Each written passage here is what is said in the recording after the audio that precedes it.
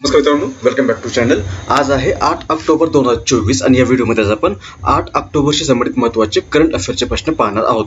सुरू करूयात आजच्या आपल्या पहिल्या प्रश्नापासून। पहिला प्रश्न आहे 3 ऑक्टोबर 2024 या दिवशी केंद्र सरकारने कोणत्या भाषांना अभिजात भाषेचा दर्जा देण्यास मान्यता दिली आहे? अभिजात भाषेचा दर्जा। अभिजात भाषा म्हणजे काय? तर अभिजात भाषा ही एक वैशिष्ट्यपूर्ण भाषेला केंद्र सरकारकडून दिला जाणारा एक दर्जा आहे। हा दर्जा ज्या भाषांना दिला जातो त्या भाषेच्या सर्वांगीण विकासासाठी केंद्र सरकारकडून त्या राज्याला भरीव अनुदान दिलं जातं।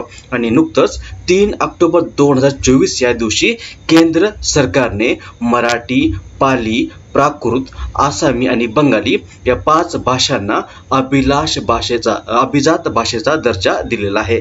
त्यामुळे पर्याय क्रमांक 2 हे याचं बरोबर उत्तर असेल। मराठी, पाली, प्राकृत, आसामी आणि बंगाली भाषांना अभिजात भाषेचा दर्जा दिलेला आहे केंद्र सरकारने। कधी? तर 3 ऑक्टोबर 2024 या दिवशी। ही डेट देखील आपल्यासाठी महत्त्वाची आहे, 3 ऑक्टोबर 2024। त्यानंतर अभिजात भाषा जी आहे ते आतापर्यंत एकूण 11 भाषांना हा दर्जा देण्यात आलेला आहे। त्यामध्ये एक आहे तामिळ, एक आहे भाषा लक्षात ठेवा, परीक्षेमध्ये प्रश्न विचारला जाऊ शकतो। एक आहे तामिळ, त्यानंतर आहे संस्कृत, त्यानंतर आहे संस्कृत नंतर तेलुगू ही भाषा आहे, त्यानंतर कन्नड, त्यानंतर मल्याळम आहे। त्या मल्याळम भाषेच्या नंतर आपली आता मराठी भाषा, हिला देखील प्राकृत भाषेचा दर्जा देण्यात आलेला आहे। त्यानंतरची भाषा आहे बंगाली, त्यानंतर पाली, त्यानंतर प्राकृत, त्यानंतर आहे प्राकृत भाषा, त्यानंतर उडिया आणि आसामी अशा एकूण 11 भाषा आहेत ज्या भाषांना आता केंद्र सरकारकडून अभिजात भाषेचा दर्जा देण्यात आलेला आहे। कुठल्या आहेत? तामिळ आहे, संस्कृत आहे, तेलुगू आहे, कन्नड आहे, मल्याळम आहे, मराठी, त्यानंतर बंगाली, पाली, प्राकृत, उडिया आणि आसामी अशा एकूण 11 भाषांना केंद्र सरकारने आतापर्यंत अभिजात भाषेचा दर्जा दिलेला आहे। त्यानंतर आपला आजचा पुढचा प्रश्न आहे ISSF ज्युनियर जागतिक चॅम्पियनशिप 2024 मध्ये कोणता देश पदक तालिकेमध्ये पहिल्या क्रमांकावर राहिला आहे? ISSF म्हणजे इंटरनॅशनल शूटिंग स्पोर्ट्स फेडरेशन, हिची स्थापना झालेली 1907 या वर्षामध्ये, मुख्यालय आहे जर्मनीमध्ये म्युनिच या ठिकाणी। आणि याच ISSF कडून आयोजित करण्यात येणारा हा ISSF किंवा ISSF ज्युनियर जागतिक चॅम्पियनशिप 2024 ही स्पर्धा जी आहे ती नुकतीच पेरू या देशामध्ये लिमा या ठिकाणी संपन्न झाली आहे। आणि यामध्ये एकूण 24 पदकांसह आपला भारत पहिल्या क्रमांकावर राहिलेला आहे। पहिल्या क्रमांकावर इटली आहे, दुसऱ्या क्रमांकावर नॉर्वे राहिलेला आहे, तिसऱ्या क्रमांकावर भारताने एकूण 24 पदक जिंकले। त्यामध्ये 13 आहेत सुवर्ण पदक गोल्ड मेडल्स, त्यानंतर 3 आहेत रौप्य किंवा सिल्वर मेडल आणि 8 आहेत कांस्य पदक किंवा ब्रॉन्झ मेडल्स। एकूण 24 पदकांसह भारत यामध्ये पदक तालिकेमध्ये पहिल्या क्रमांकावर राहिलेला आहे। त्यामुळे पर्याय क्रमांक 1 भारत हे याचं बरोबर उत्तर असेल। पुढचा प्रश्न आहे खालीलपैकी कोणता दिवस मराठी अभिजात भाषा दिन म्हणून साजरा करण्यात येणार आहे? तर आपण आत्ताच पाहिलं की 3 ऑक्टोबर 2024 या दिवशी केंद्र सरकारने मराठी भाषेसह एकूण 5 भाषांना हा दर्जा दिलेला आहे, अभिजात भाषा दर्जा। यामुळे आता महाराष्ट्राच्या मंत्रिमंडळाने निर्णय घेतला आहे की हा 3 ऑक्टोबर हा दिवस आहे, हा दिवस दरवर्षी मराठी अभिजात भाषा दिन म्हणून साजरा केला जाणार आहे। त्यामुळे पर्याय क्रमांक 3 हे याचं बरोबर उत्तर असेल। नेक्स्ट, आशियाई विकास बँकेने कोणत्या राज्यातील पर्यटनाच्या शाश्वत व सर्वसमावेशक विकासासाठी $162 मिलियन कर्ज मंजूर केलं आहे? याचं बरोबर उत्तर आहे पर्याय क्रमांक 3 हिमाचल प्रदेश। ADB म्हणजे आशियाई विकास बँक, एशियन डेव्हलपमेंट बँक, हिची स्थापना झालेली आहे 19 डिसेंबर 1966 या दिवशी। या ADB किंवा एशियन डेव्हलपमेंट बँकेचं मुख्यालय आहे मनिला, फिलिपिन्स या ठिकाणी आणि सध्या मात्सुग अस्कावा हे या ADB चे अध्यक्ष आहेत. आणि याच ADB ने आता भारतातील हिमाचल प्रदेश या राज्यामध्ये राज्याच्या पर्यटनाच्या शाश्वत व सर्वसमावेशक विकासासाठी $162 मिलियन कर्ज मंजूर केलेलं आहे. पर्याय क्रमांक 3 हिमाचल प्रदेश हे याचं बरोबर उत्तर असेल. हिमाचल प्रदेश राजधानी आहे शिमला. शिमला ही हिमाचल प्रदेशची राजधानी आहे. सध्या शिवप्रताप शुक्ला हे या राज्याचे हिमाचल प्रदेशचे राज्यपाल आहेत. आणि सुखविंदर सिंग सखू हे हिमाचल प्रदेशचे मुख्यमंत्री आहेत. त्यानंतर आपला आजचा पुढचा प्रश्न आहे, खालीलपैकी कोणता दिवस जागतिक निवास दिन म्हणून साजरा करण्यात येतो? याचं बरोबर उत्तर आहे पर्याय क्रमांक ऍक्च्युली करण्यात आला आहे असं पाहिजे. कोणता दिवस नुकताच जागतिक निवास दिन म्हणून साजरा करण्यात आला आहे? ऍक्च्युली दिवस आहे जागतिक निवास दिन. हा निवास दिन दरवर्षी ऑक्टोबर महिन्याच्या पहिल्या सोमवारी साजरा करण्यात येतो. आणि यावर्षी ऑक्टोबर महिन्याचा पहिला सोमवार हा 7 ऑक्टोबर या दिवशी आल्यामुळे यावर्षी 7 ऑक्टोबर हा दिवस जागतिक निवास दिन म्हणून साजरा करण्यात आला आहे.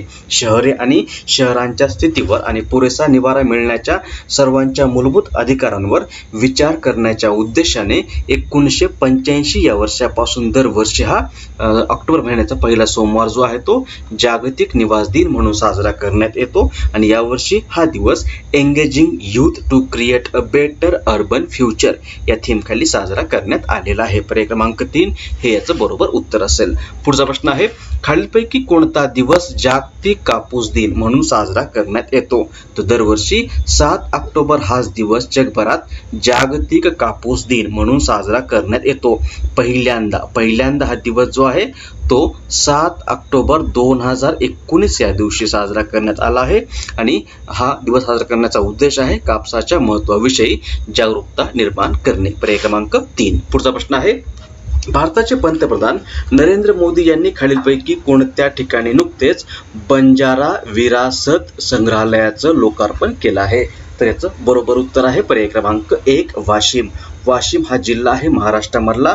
या जिल्ह्यामध्ये एक तालुका आहे त्याचं नाव आहे मानोरा तालुका.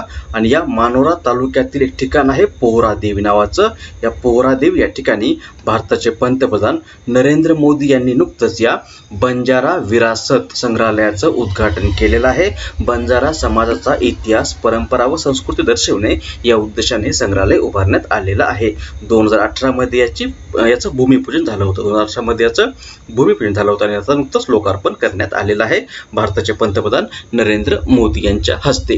त्यानंतर खालीलपैकी कोणता दिवस भारतीय वायुसेना दिन म्हणून साजरा करण्यात येतो? इंडियन एअर फोर्स डे किंवा भारतीय वायुसेना दिन जो आहे तो दरवर्षी 8 ऑक्टोबर या दिवशी साजरा करण्यात येतो. भारतीय वायुसेनेची स्थापना 8 ऑक्टोबर 1932 या दिवशी ब्रिटिशांनी रॉयल भारतीय हवाई दल म्हणून केली होती. यामुळेच 1932 या वर्षापासून दरवर्षी हा 8 ऑक्टोबर हा दिवस भारतीय वायुसेना दिन किंवा इंडियन एअर फोर्स डे म्हणून साजरा केला जातो. पर्याय क्रमांक 4 हे याचं बरोबर उत्तर आहे. जर आपल्याला असं विचारलं की कोणता दिवस भारतीय लष्कर दिन म्हणून साजरा केला जातो तो असेल 15 जानेवारी.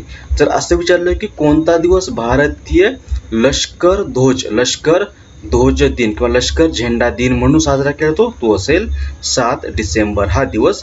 आणि जर असं विचारलं की कोणता दिवस भारतीय नौदल दिन असतो तर नौदल दिन जो आहे तो दरवर्षी भारतामध्ये 4 डिसेंबर या दिवशी साजरा केला जातो. नेक्स्ट, खालीलपैकी कोणाची नुकतीच 98व्या अखिल भारतीय मराठी साहित्य संमेलनाच्या अध्यक्षपदी निवड करण्यात आली आहे? याचं बरोबर उत्तर आहे पर्याय क्रमांक 3 तारा भवाळकर किंवा डॉक्टर तारा भवाळकर. कोण आहेत तर या एक ज्येष्ठ अभ्यासक आहेत आणि यांची नुकतीच 98व्या अखिल भारतीय मराठी साहित्य संमेलनाच्या अध्यक्षपदी निवड करण्यात आली आहे.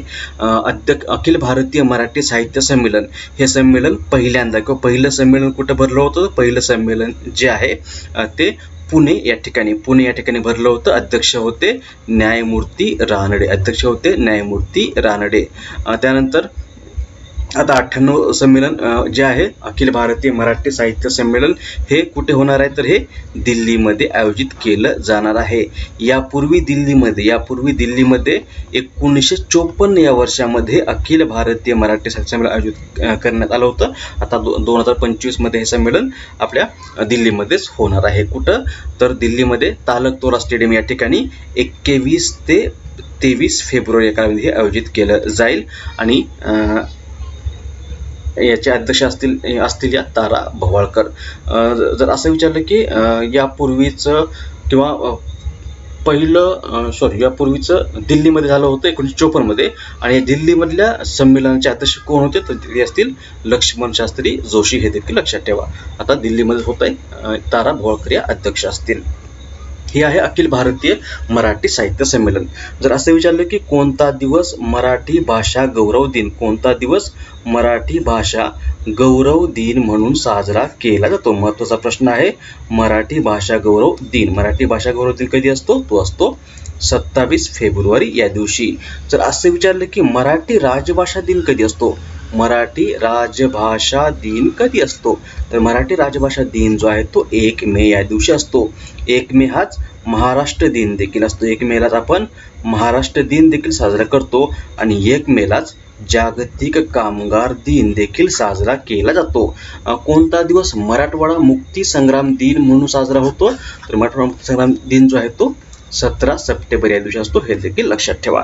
त्यानंतर आजच्या व्हिडिओचा प्रश्न ज्याचं उत्तर तुम्हालाच खाली कमेंट बॉक्समध्ये द्यायचं आहे. प्रश्न आहे खालीलपैकी कोणता दिवस जागतिक नारळ दिन म्हणून साजरा करण्यात येतो. ऑप्शन्स आहेत 1 सप्टेंबर, 2 सप्टेंबर, 3 सप्टेंबर आणि 4 सप्टेंबर. याचं बरोबर उत्तर तुम्हालाच खाली कमेंट बॉक्समध्ये द्यायचं आहे.